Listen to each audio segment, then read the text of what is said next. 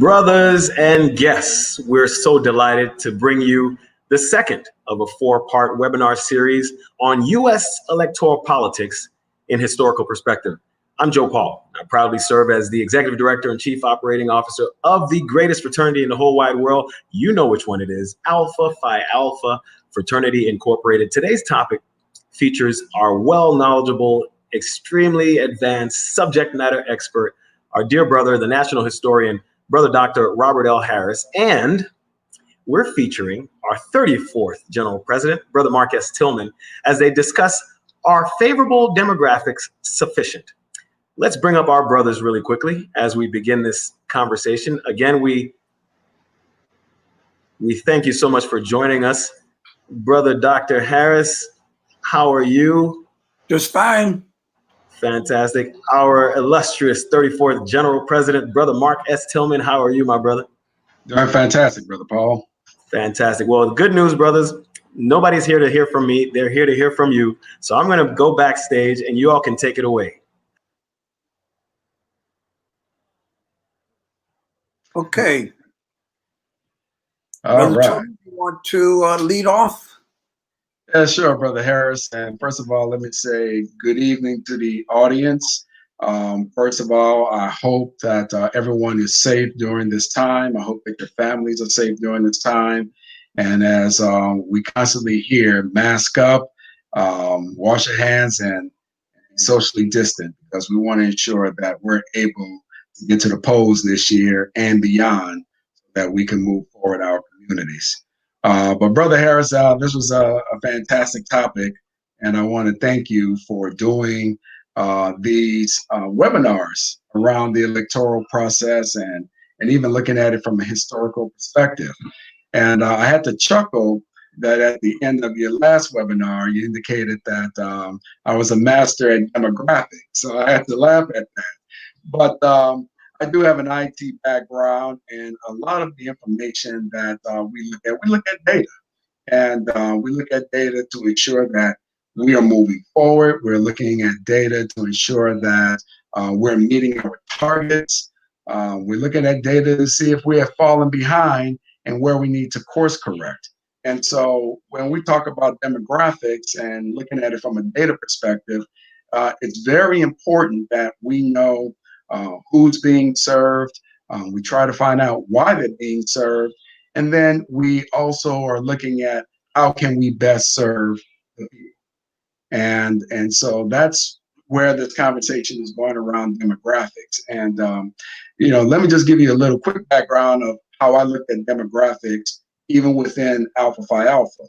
So when I served as General President, prior to my being elected, we had no way of knowing who was voting in our General President elections.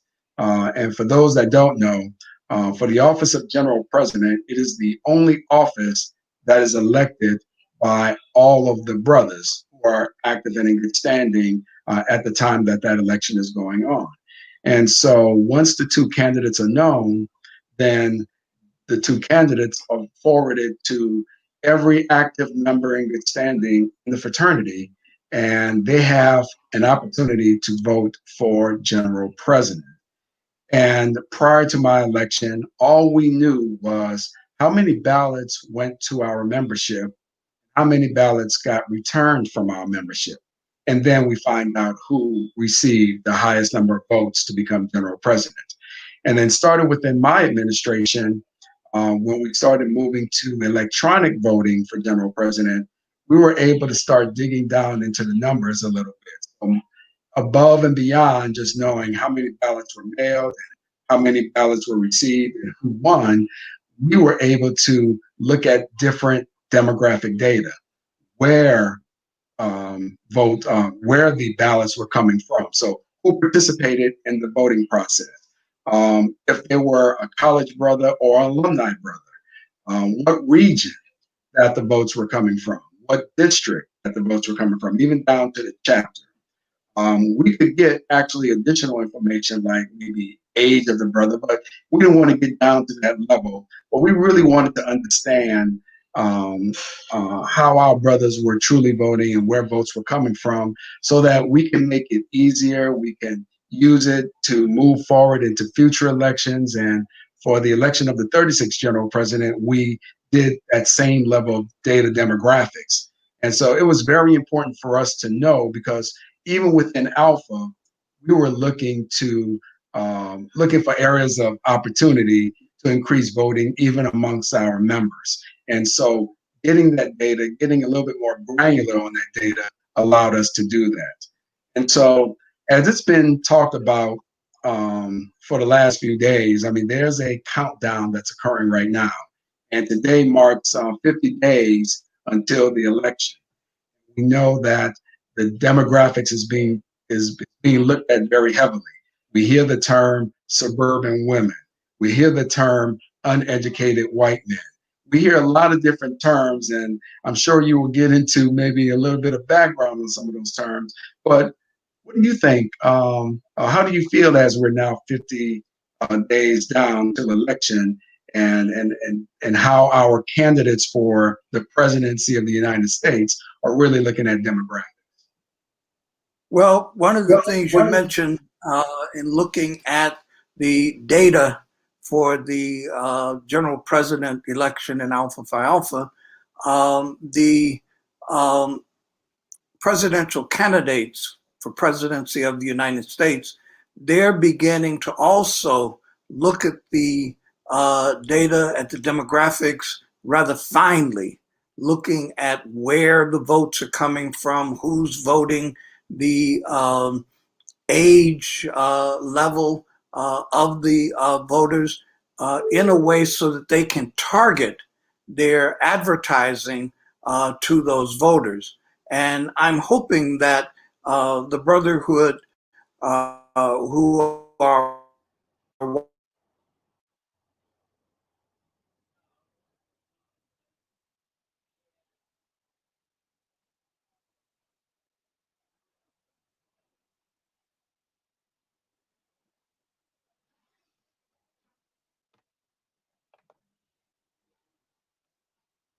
of commercials, political advertisements that you get in other parts of the country. Now, given where you are, Brother Tillman, in Michigan, given that Michigan has been defined as a toss-up state, you're getting a different kind of political commercial than we're getting here in the state of Maryland. In fact, as I have some familiarity with the state of Michigan. In the urban areas, there's an appeal to a particular type of voter. In the Upper Peninsula, I think is what they call it, there's an appeal to a different kind of voter. So these are things that the political campaigns have basically fine-tuned as a way of trying to reach their voters. Now, one of the things that we need to be aware of and familiar with, and that is that demography is not destiny. There's some individuals who look at the fact that African Americans constitute a large portion of the population. In fact, sometimes that's overestimated, the percentage of African Americans in the population. But we've got to look at the Black population. We've got to break it down much the same as the political campaign managers, strategists break it down. We've got to look at males versus females, or males and females. We've got to look at age groups and how do you appeal to the individuals who are 65 years and older, those individuals who are looking at Medicare, for example, who are looking at Social Security. Those are two major issues that they're concerned with. How do you appeal to recent college graduates, many of whom have come out of college with their degrees and who have significant student debt. What do you say to those individuals? Now, in looking at this current political campaign, as we talked about last time, the trope of law and order, that's something that we see that's still being promoted by Donald Trump. He's looking in many respects to frighten people, and some of his ads are doing that so that people are not feeling secure even in their homes. And he is expecting that they will vote for him because he will make them more secure. The major issue, I think, in this election is, of course, the pandemic, but also the economy, because he's trying to make the point that he has built, no one person builds an economy, but he's built the strongest economy in the history of the country. And we know whenever anyone makes that type of a bold statement, that type of a broad generalization, we've got to look underneath it. And if you look at much of the data, it indicates that Barack Obama left Donald Trump with a fairly strong economy that he was then able to build on. And now, of course, with the pandemic, the props have fallen out from under that economy, but there's still people who look at the economy. They're mainly concerned about where they stand on the economic ladder and will vote accordingly. But let me leave it at that.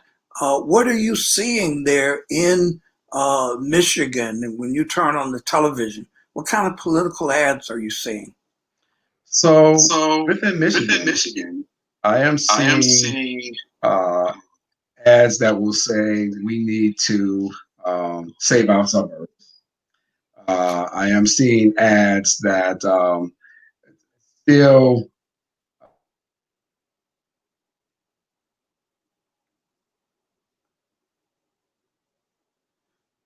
Well, that's a part of that whole law and order trope that we discussed last time.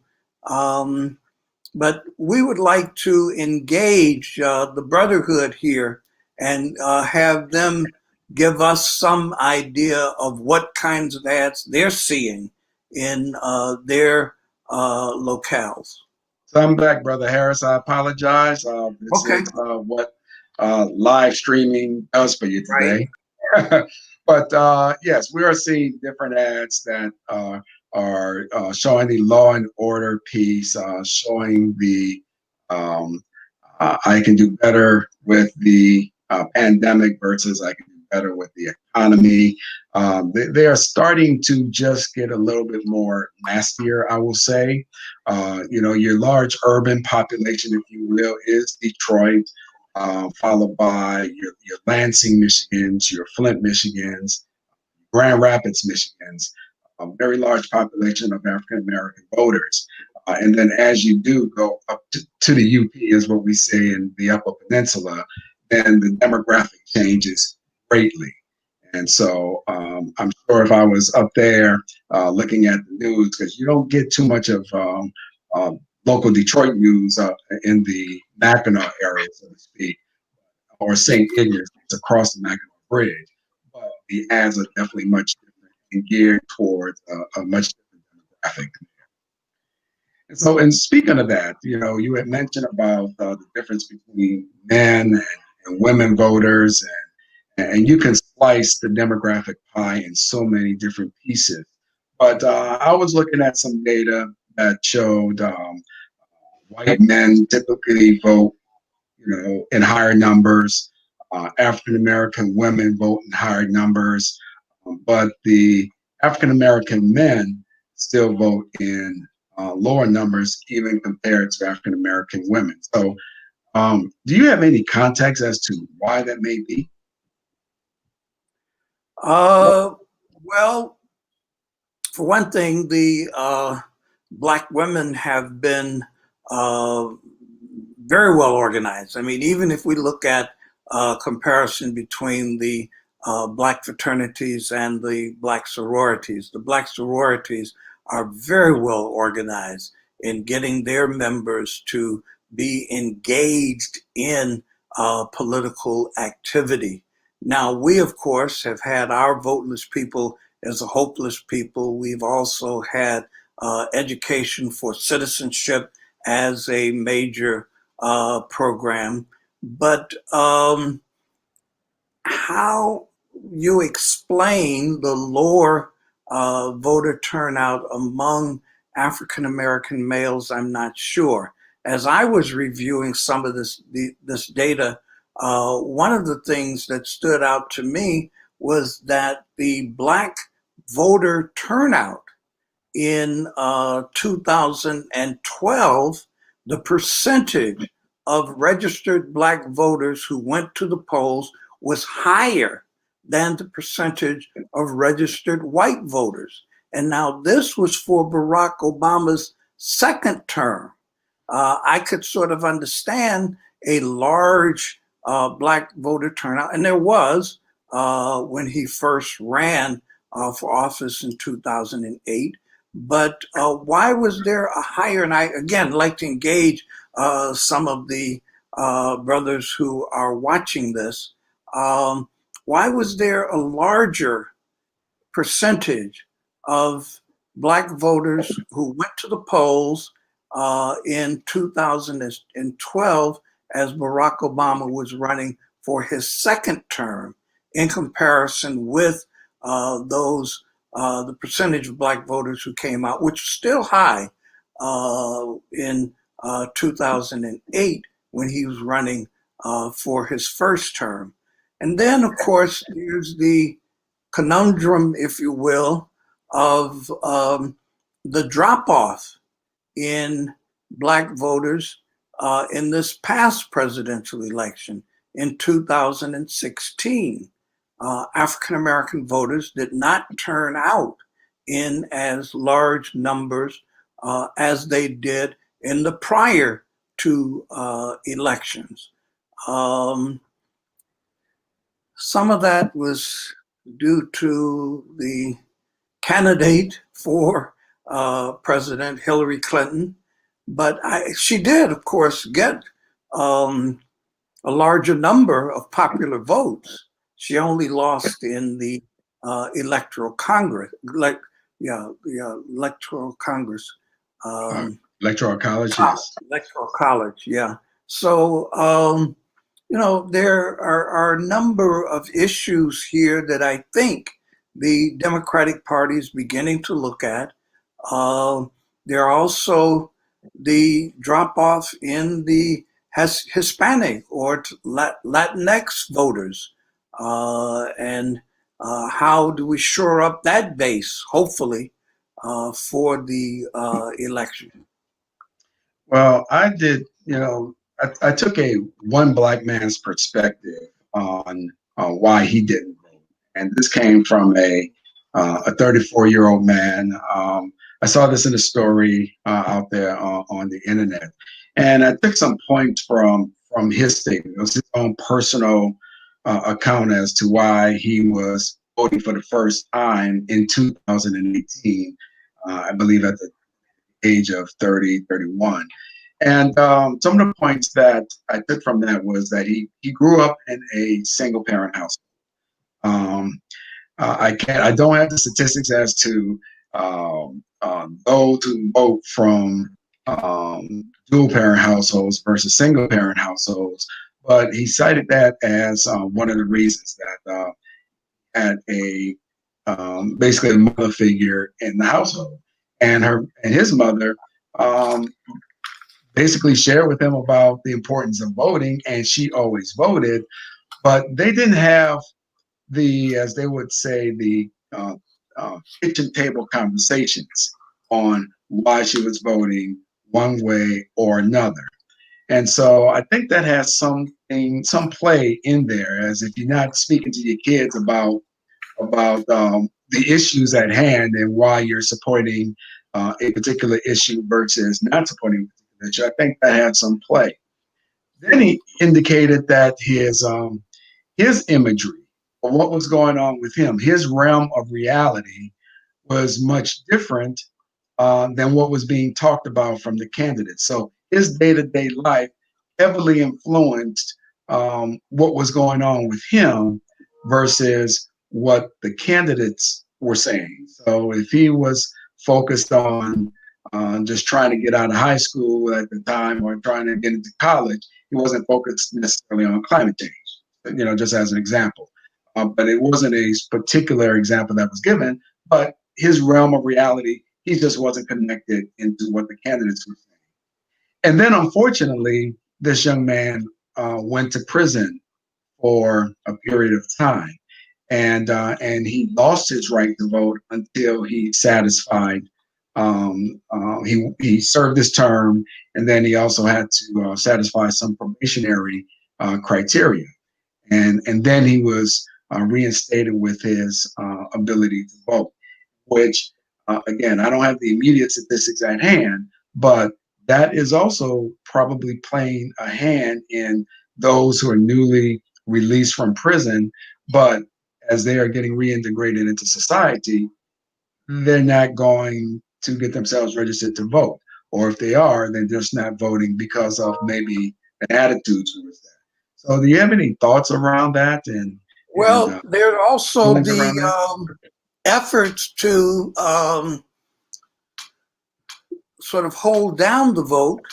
I believe it's the state of Florida where you have to pay back court costs. It's almost like instituting a new poll tax where financially individuals have an obligation before they're cleared to be able to vote. And I think that this certainly does affect African American males. And one of the things we've got to look out for, and hopefully this will not come to pass, but Donald Trump throws out a lot of things to sort of stir the pot. But he's talked about having police, sheriffs, deputies at the polling places. And that will influence a number of individuals. Some of them will be reluctant to enter the polling place because of a police presence there, which they see as being uninviting. Now, of course, we have a responsibility to make sure that everyone knows that you don't have to go to an actual polling place in order to cast your ballot. Mhm. You can get a mail-in ballot in most areas across the country. And we've got to make sure that people are fully aware of that. In my local chapter here, Kappa Phi Lambda in Columbia, Maryland, we've been taking a number of steps to make sure that people are aware of strategies for voting. If you can't go to the poll, request an early ballot. If you don't trust the mails, they're going to be voting boxes set up around the county that we're in, Howard County, and you can just put your ballot in that ballot box, like a mailbox. We're doing the same thing here in Detroit. I didn't mean to cut you off, but we are doing the same thing here in Detroit. We are working with the local Divine Nine and the other Pan-Atlantic Council organizations. We're working with them to become election officials. So in the city of Detroit or almost anywhere in the state of Michigan. And we also have some local members in my chapter, Gamma Lambda, who are running for elected positions like school board for Oak Park or school board in Farmington Hills. And mail-in voting is definitely very, very big here in Michigan because of the pandemic primarily, but we're also trying to get the message out that nothing's going to happen to your ballot if you follow these steps. And so Right. we're trying to make sure that that information is getting out there. You're afraid of taking it to the mailbox, and you can take it to the clerk's office and go. That's what my wife and I are going to do. We're going to go straight to the clerk's office, sure that our ballot is there and that it will be counted during that time. So yes, we're changing. It's more than just saying get out the vote. It's now saying here's how to vote, here's Right. where you can vote, and ensure that you can do that you can vote in order to get your ballot, because a lot of that stuff we have about. I think I heard about almost 9 states within the next 3 to 5 weeks will be starting early voting before the first debate. So decisions would have been made just based off of commercials, what folks are seeing on TV, and I guess whoever their candidate of choice is at that time. Another issue that crossed my mind as I was thinking about this webinar and looking especially at the demographics, because in the previous election, almost 1/4 of, well, in 2008, 1/4 of the eligible voters were non-white, and in the last election, 1/3 of the voters were non-white.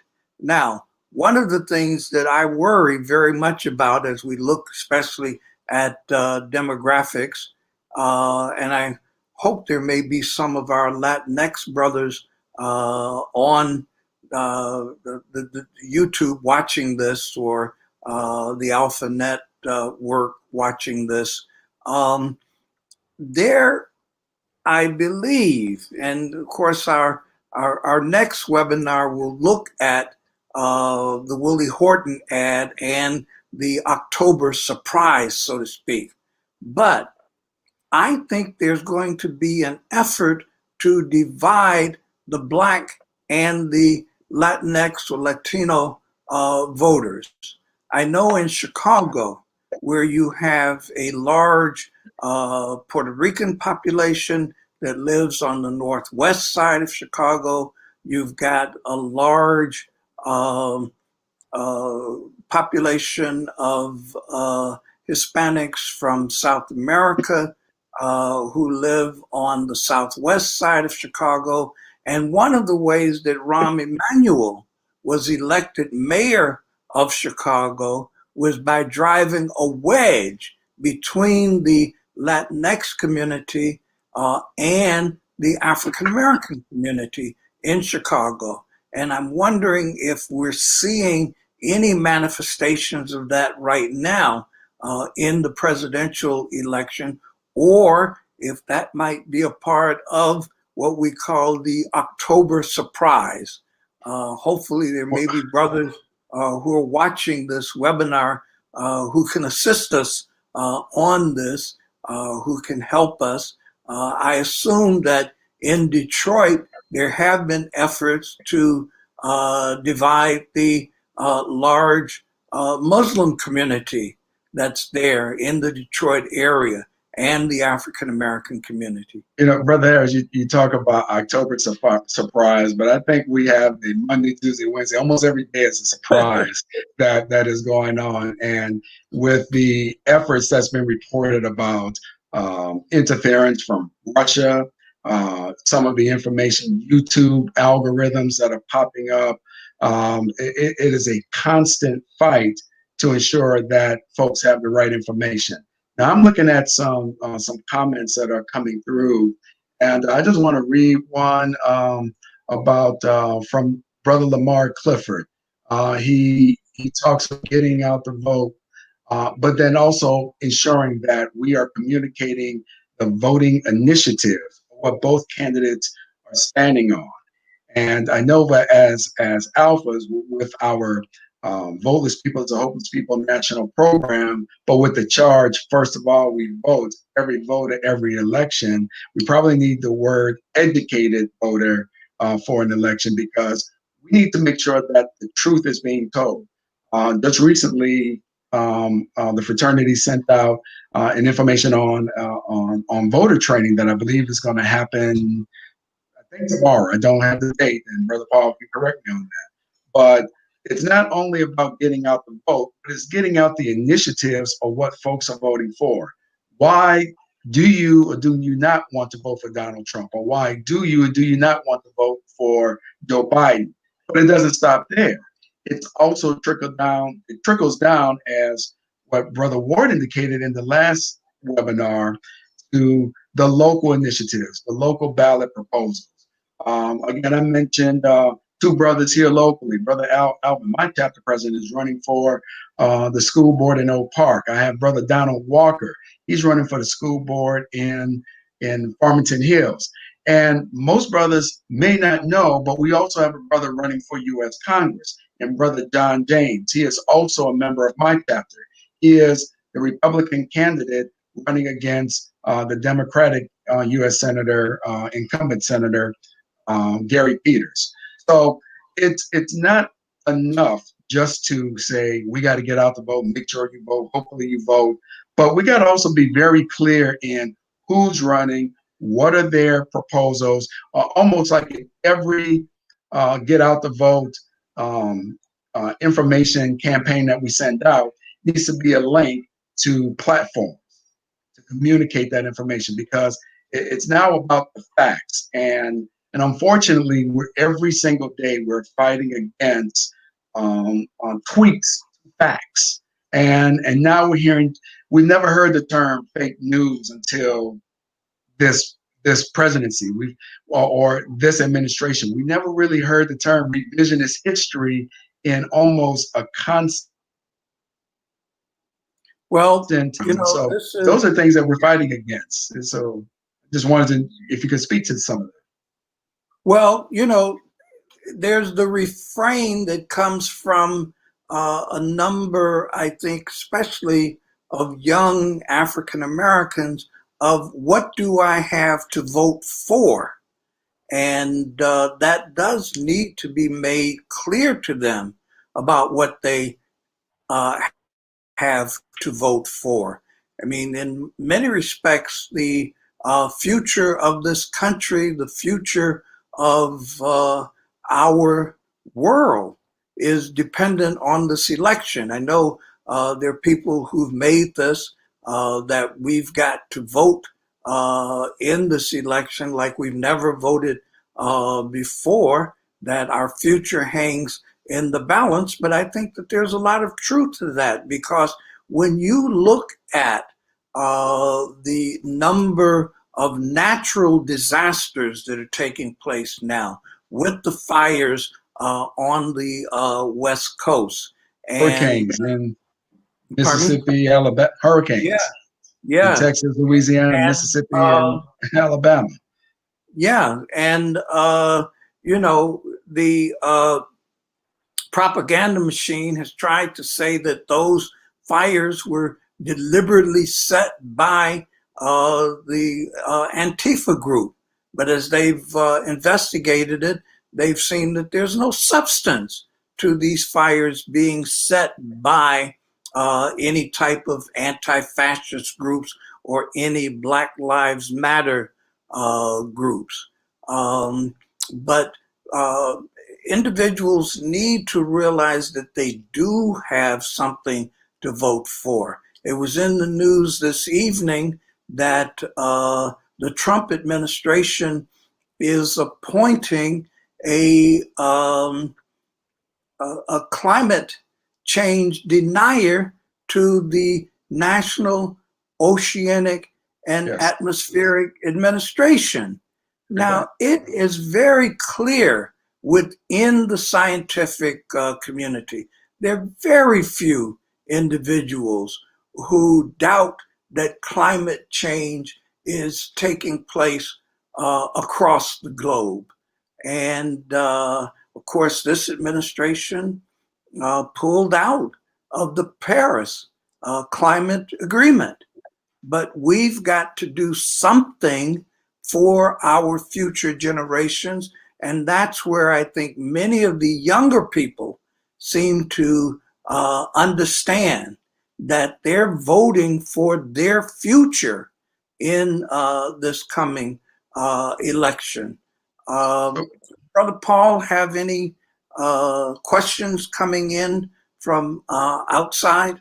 Yeah, as you stated that, I could tell you, I'm looking at some questions because Okay. this kind of gets to, because I want to turn the topic a little bit, and I know that our general president will be joining us shortly, but solutions.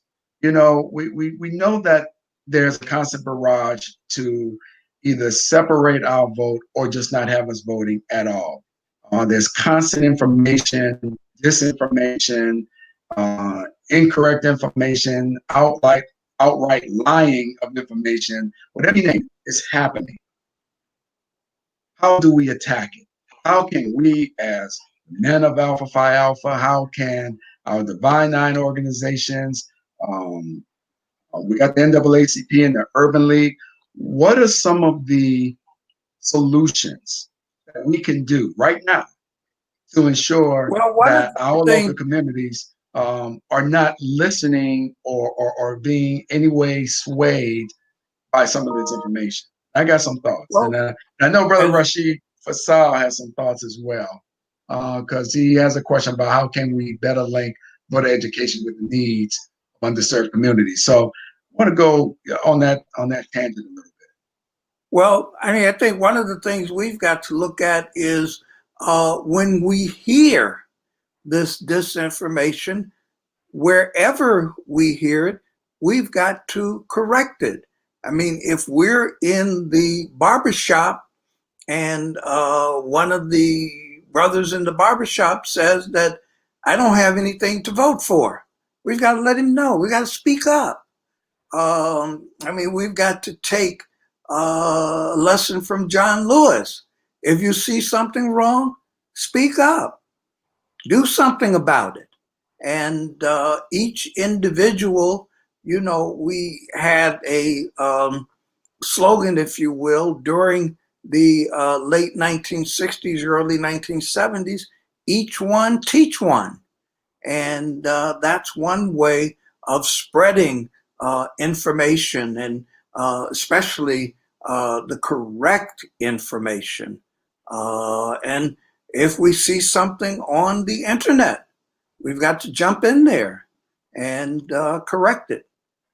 So I'm looking at a statement from Brother Adrian King. And Brother King posed a very interesting statement. He said that right now we need to repackage or curate the information to ensure that it meets the needs of the brotherhood in our respective communities. I'll use my chapter because, again, I live in Detroit. I don't live in Houston, Texas, but I live in Detroit. And my chapter, we hosted candidates forums for the office of a Wayne County prosecutor. And we held several open forums with the general community. It was on Facebook Live. And we allowed each candidate to present their platform. And we're also looking to do that with the U.S. Senate candidates as well, our own brother John James and current U.S. Senator Gary Peters.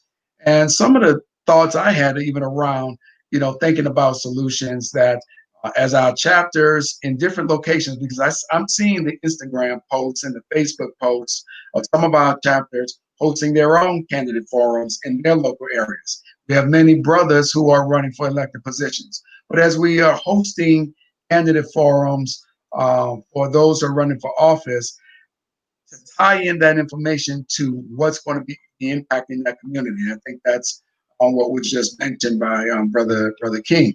And for us, if we're looking at that next generation, we should not have a generation of young citizens saying, I'm 30 years old and I'm voting for the first time. They should be voting as soon as they're eligible to vote. And in the very first election, once they get themselves registered, which I believe is 17, 18 years of age. And so we should be curating that information as chapters who are hosting these events, along with the candidate information.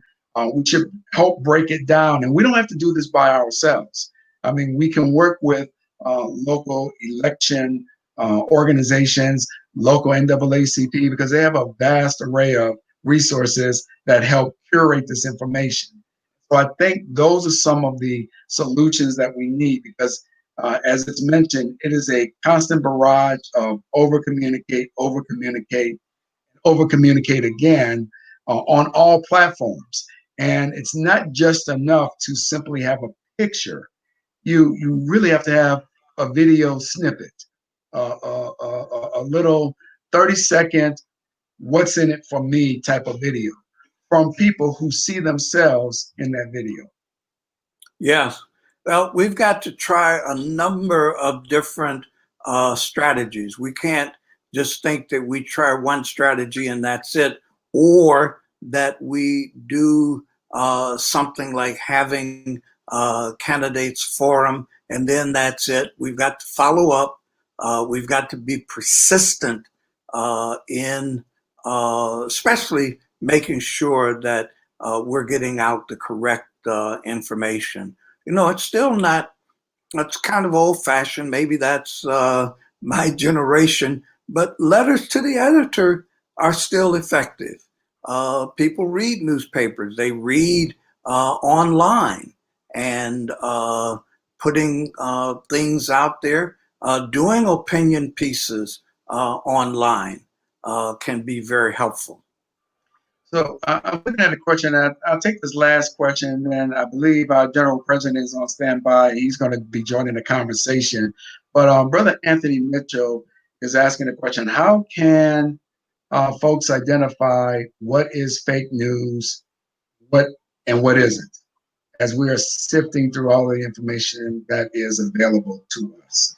I will attempt to answer that question by stating that we always go back to the source of truth, and that is the candidates' platforms. In terms of information, what does a candidate stand on or does not stand on? Again, every voter information, registration, get out the vote message that we send out should have a link to both, in this case, the Biden website or the Trump website of what they stand on as far as their platforms. But let's break it down further, because this election is more than just voting for the next president of the United States. You have congressmen and senators. You have local judges and again, school board and mayors. So it's linking that information to say this is coming directly from the candidate. And so when there is some sort of negative news play, or because we're not equipped to identify what's real and fake, but we are equipped to know where the facts is coming from the information that's being put out there by the candidates themselves. And that is the information we should provide. I mean, the statement is your choice, your vote, does mean that it is still accountable to the individual to read that information and to make their decision. But our job is to ensure that we're always connected to the factual information. And as we're helping our communities be more educated and then exercising their right to vote, we should always ensure that the information that we're sharing is always factual and coming from the official source. So I think, Brother Paul, we are going to be bringing in Brother Ward. Is that true? There he is. Hello, my brothers. How are you today? Just fine. Just fine. Good, Glad good. that you've been able to join us. Well, I have been enjoying your conversation and the dialogue that has taken place, and I think it's all so worthwhile. There are a couple of things I'd like to add in response to some of our some of the questions that's come in. One, I think we've got to utilize some of the existing resources that are available. where we can, as Brother Jeff Johnson said in an interview last week, we've got to be the myth busters. We gotta speak truth to power. And I'd like to just share a couple of resources with our brothers and audience today. First, I highly recommend the Joint Center for Political and Economic Studies. When you want to gain accurate information, the NAACP is an outstanding resource that puts out a report card every year on elected officials, especially in Congress and their positions. The National Urban League does every year the State of Black America, where you can look at issues around economic development and others with a particular interest on the impact to the African American community. And then finally, the Congressional Black Caucus, through the Congressional Black Caucus Foundation. Those are some immediate resource opportunities I think we should share, where we really can get the facts about issues. And then, as Brother Tillman suggested, all candidates have platforms, so we need to investigate and study those platforms.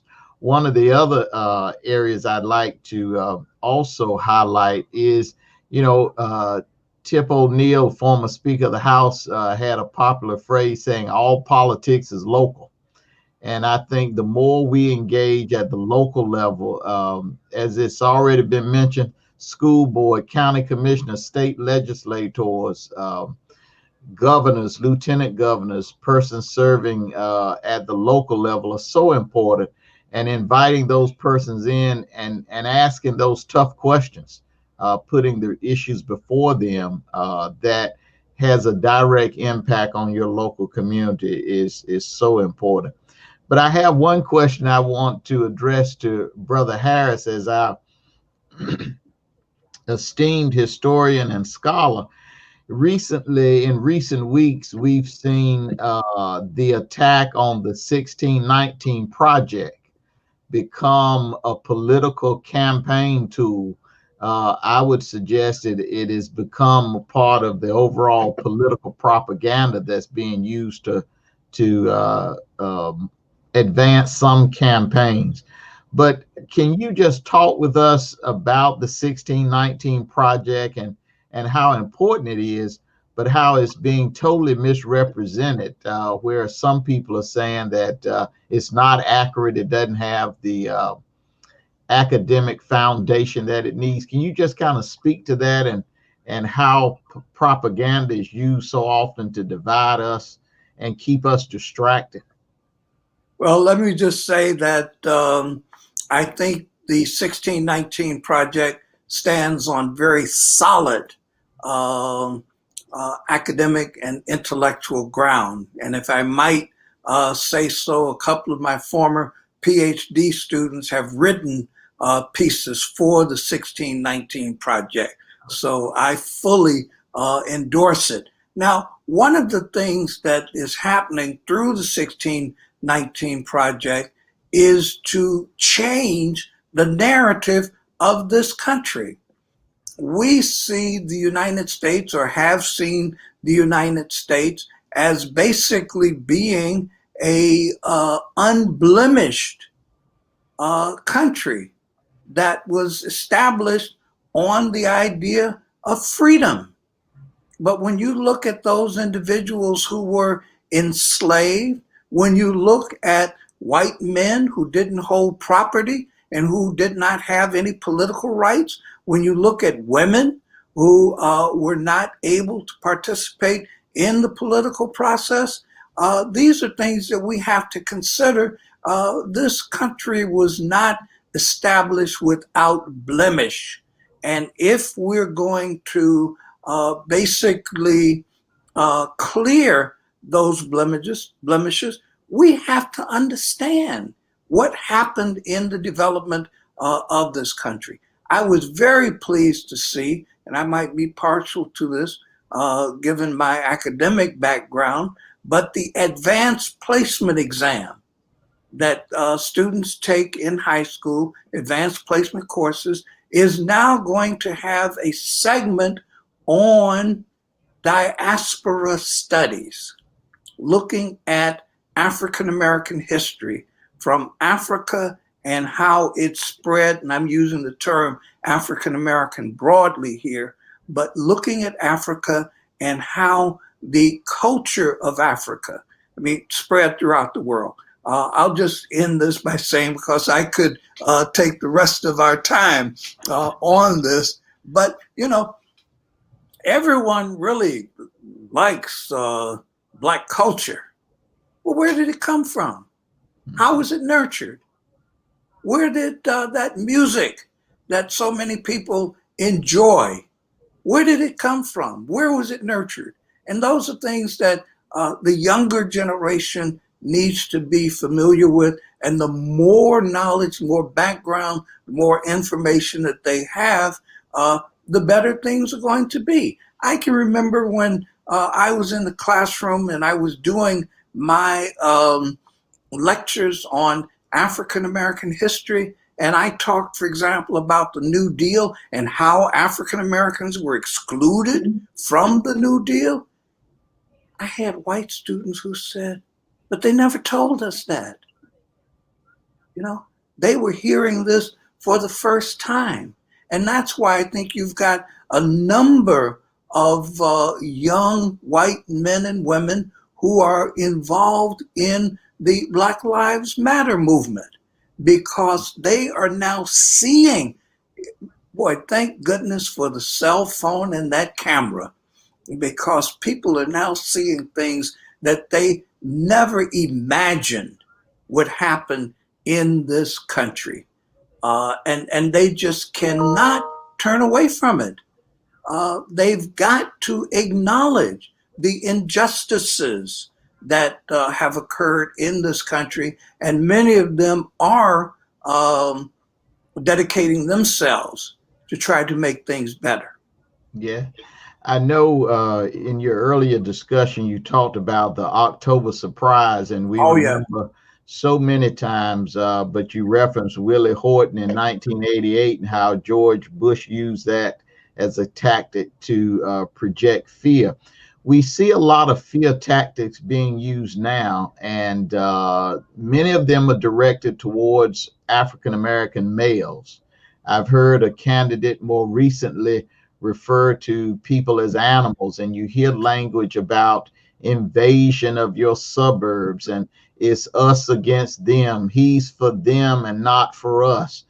Can you all talk about how rhetoric is used to oftentimes divide and distract, and also can be effectively used as a means of oppression to oppress certain voters, while at the same time you can hear African-American males in some settings give strong glorification for some candidates and talk about that they are not racist, but they are good friends of mine, and I've known them for 25 and 30 years, and because of that I have the greatest respect for them. And that, can both of you kind of talk about that, and how rhetoric can strategically be used as a political tool for the advancement of a particular candidate or campaign?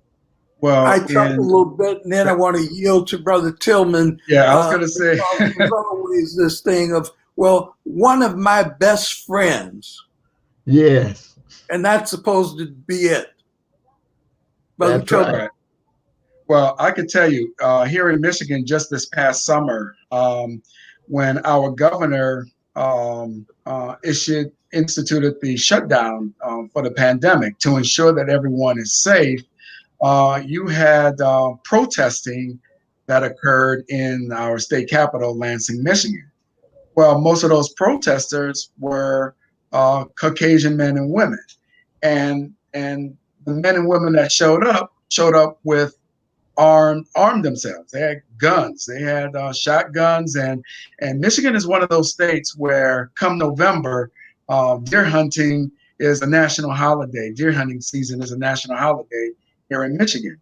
And so you had these white men and women at the state capitol with armed guns and it was somewhat peaceful, but everyone came out alive, and when you pivot to what just happened not 1 month earlier in Minneapolis, I had an opportunity to go see the site of where George Floyd lost his life. And you still wonder, for a man who just simply entered a store, and we don't know if his money was counterfeit or not, how did he end up dying in front of our eyes? And so those are constant reminders. And Brother Ward, you know this, when I was general president, I was at Michael Brown's funeral. I was delivering the eulogy for our brother Clemente Pinckney from the massacre in Charleston. I was there witnessing history, but we found out that everyone that was Caucasian was still alive. So whether it's spoken or unspoken, it's there. And yes, our job is to ensure that it is not acceptable. Protesting is not looting, that some people are trying to equalize that. And no, there is not fine people on both sides. And even in my place of my career, that I speak to my leaders, and they're having a certain reckoning. I am currently at a university institution, and they are having a reckoning around racism, around what does it truly mean to be Black in America, and what they've seen has affected them. And so I'm also coaching them on what they need to do to help. When they see a ballot proposal that will stymie the vote, they don't need to be voting for that, and they need to say that. And so we have a long ways to go, but we see it every day. Michigan it's a battleground state, and it's one of those states that the further you move away from Detroit, the whiter it gets, and the demographics change greatly. And we have to be knowledgeable of that and acknowledge it, and just and find ways to just always do it. But what I find interesting is that we had the same issue to happen in our state capital, but those gentlemen and women who were carrying armed rifles and automatic weapons were called patriots, and they were referred to as great patriotic citizens who believed in the freedom of speech and the freedom to bear arms, and they were carrying forth the American dream of patriotism. However, when you have young people and others also protesting in the spirit of democracy, the narrative for them is that they're hoodlums and thugs. And so when one small incident of looting happens, the narrative becomes to embrace everyone under that narrative. But for example, when Mr. Blake was shot in his back 7 times, the outcry from some was for the police officers, but where was this outcry for the innocence of this man? Every cowboy movie I always watched, you never shot anybody in the back. And so that goes against this whole American drama that is often put out as well. I think we are coming to the close. Brothers, thank you so much. This has just been so intellectually stimulating, but also action oriented. So we walked away from this conversation, I think, with a clear charge to do everything we can at the local level to educate the community with the facts, to be the myth busters, and to speak truth to power.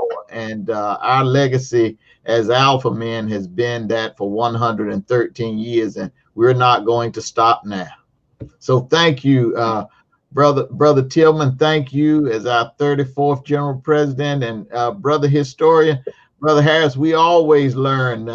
We're trying to determine how we can have classes with you once a month, where we can come and just sit at the feet of knowledge and gain so much. Thank you so much. Thank you very much, Brother Ward.